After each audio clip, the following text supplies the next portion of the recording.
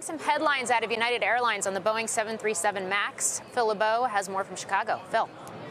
Morgan, United just wrapped up its earnings call, and during that call, the company was asked repeatedly about the MAX, and it now says that it no longer plans to fly the 737 MAX this summer.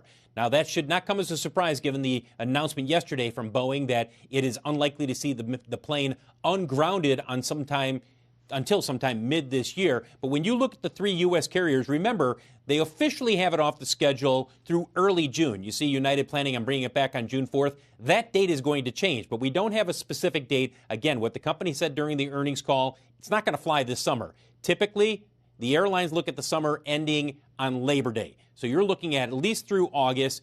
Does it come back sometime in September or maybe later, October, November? They're not saying at this point, simply that it won't fly this summer.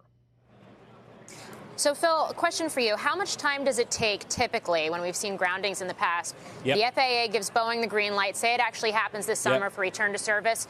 What is the time period between that happening and then the airlines actually being able to put these planes back in the air?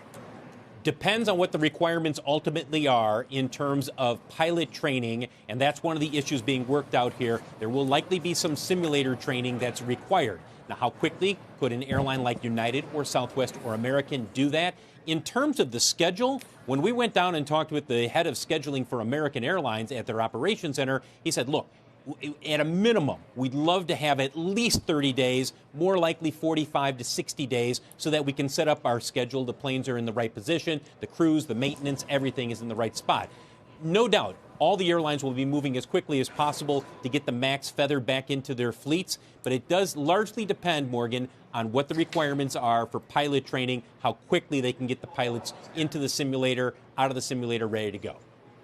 And on that front, Phil, they did say they will have a full motion simulator for the MAX up in about 6 to 8 weeks, and that they're comfortable in terms of their simulator capability. But it's clear that it's a very good time all of a sudden to be in the simulator business. Right. And there are not a ton of them. I think the number is 34.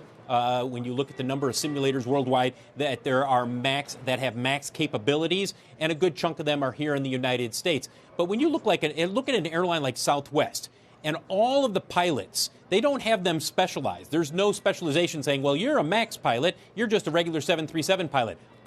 They're all 737 pilots. So you got to filter all of those pilots in through the three simulators that Southwest has. I mean, that becomes a real logistical issue when we finally get the rules for pilot training and then the okay that, okay, this is what it is, we're ready to go. Yeah, and then, of course, there's going to be how all of this ripples out to the supply chain as you get this plane back to service and then work through the backlog and then production starts up again, too. We could keep talking about this, but we'll save that for another day. Phil LeBeau, thank you.